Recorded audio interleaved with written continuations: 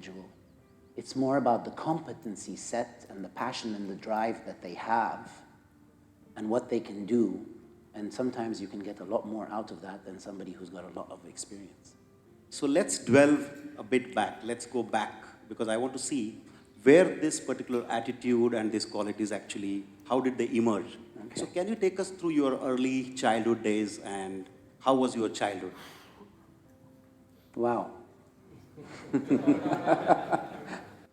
Well, my childhood was fantastic, all I can remember. And actually, I've been very privileged for going through my childhood in this country.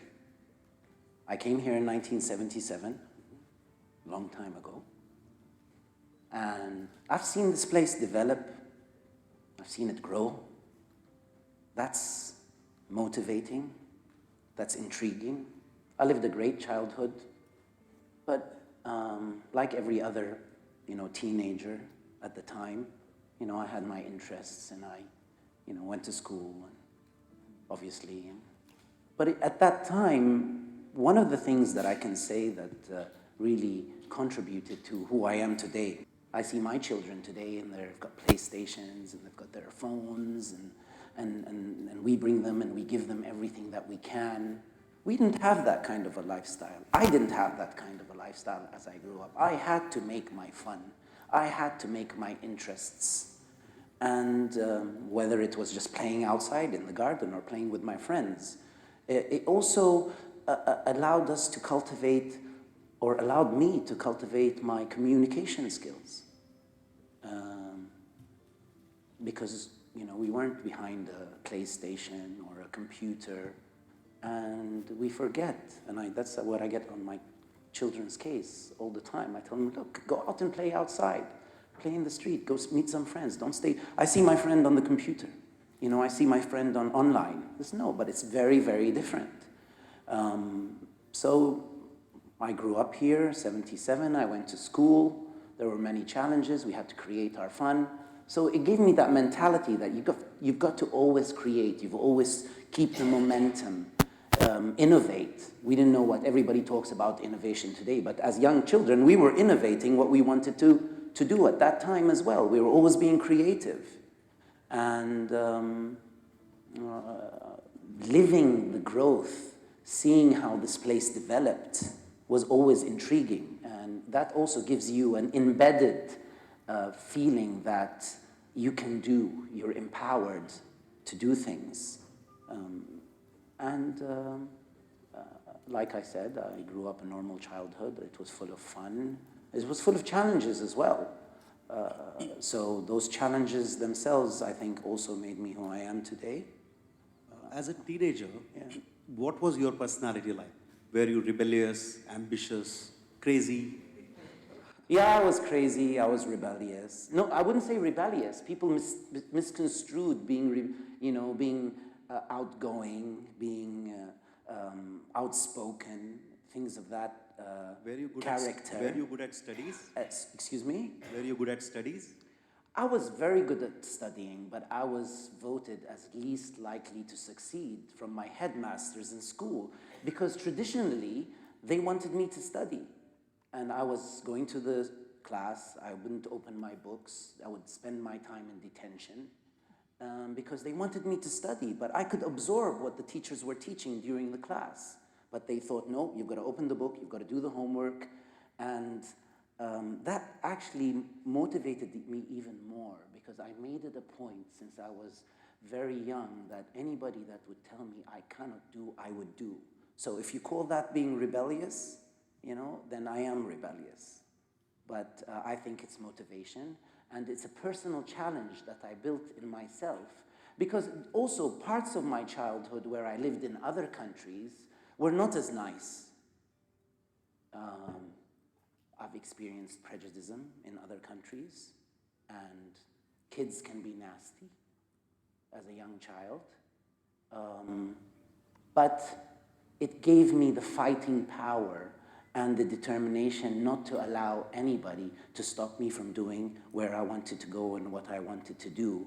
And it allowed me to, as with everybody else, cultivate and grow my self-esteem, my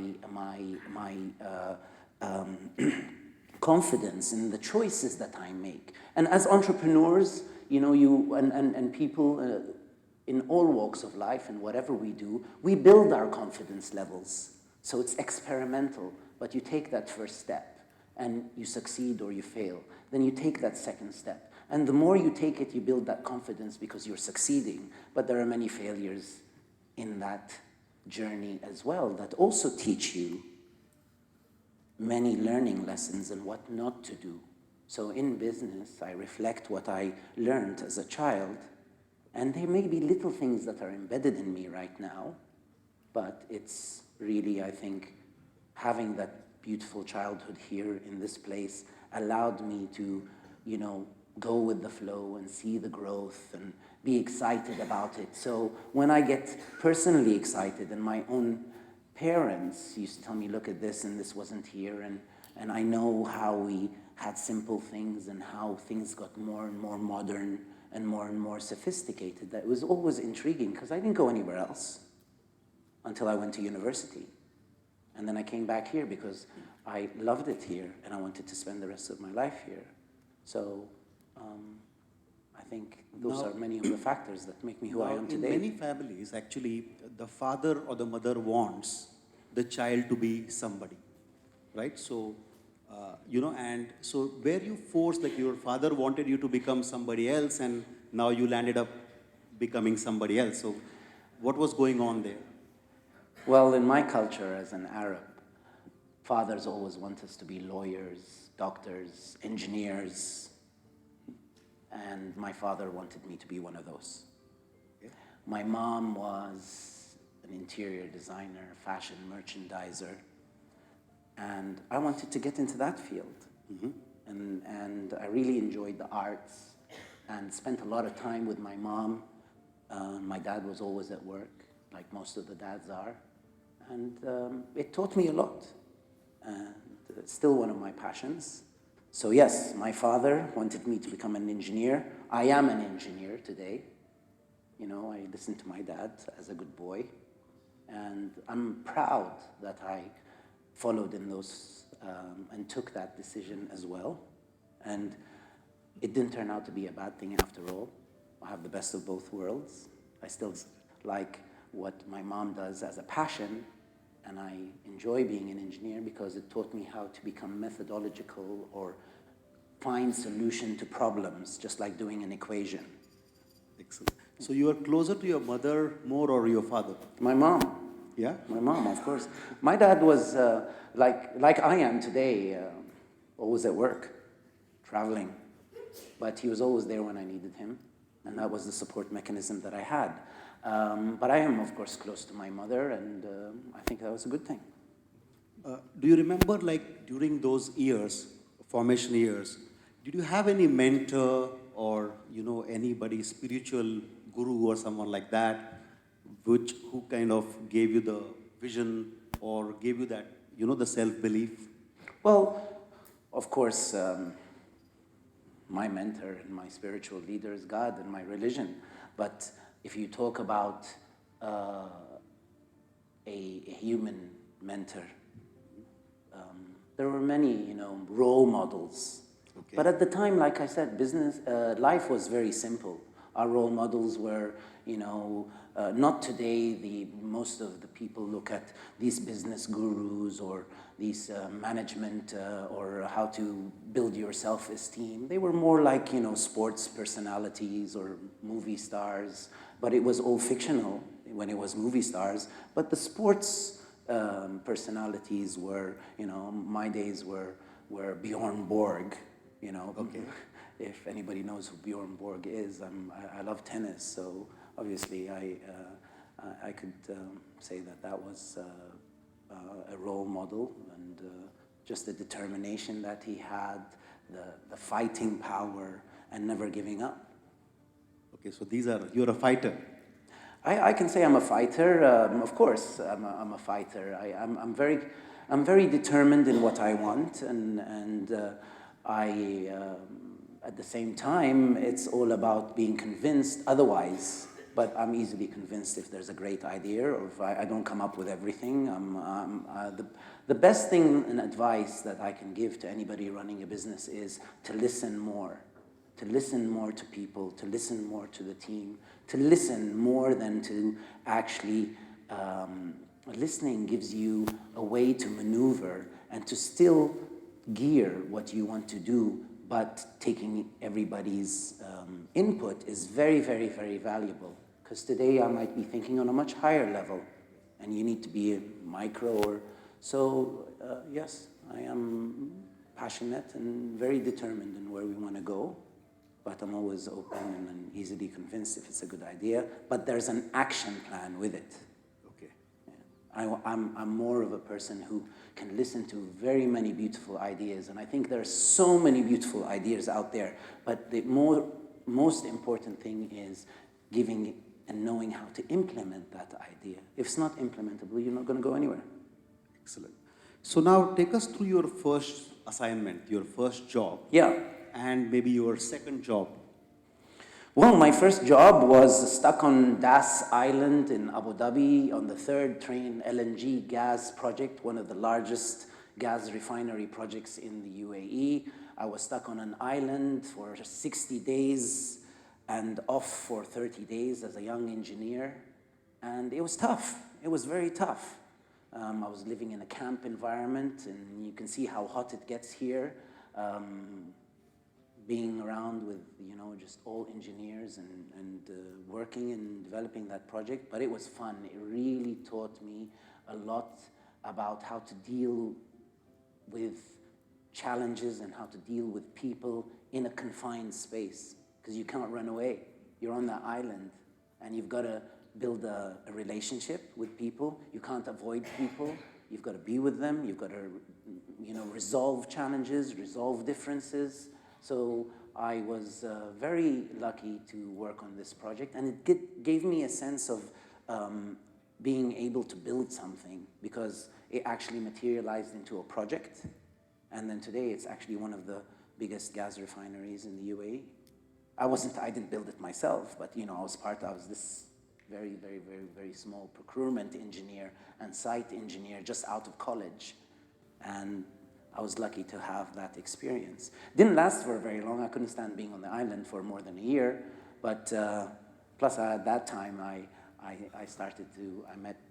didn't meet my wife, but it was the time when I wanted to really get serious about settling down and everything. So I didn't want to be on an island, and my fiance here in Abu Dhabi. Okay. In Abu Dhabi. So then after that, where did you join? What was your second assignment? My second assignment was I worked for a fantastic, fantastic company called Domino Inkjet Printing. And lots of people used to think I worked for the pizza people, but it wasn't the pizza company. They actually did the inkjet and the laser printers that you put on production lines.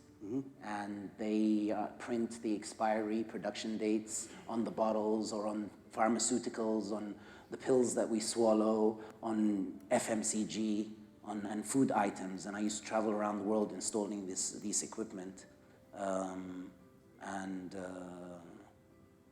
Actually, that wasn't my second job. Okay. So my second job was Shell Oil Company. Okay. Yes, and I worked for Shell Oil Company as a sales person, and then I moved into managing distributors. I moved into actually establishing and managing the gas stations and the supermarkets in the gas stations in Egypt and in Oman, but I was based out of Dubai.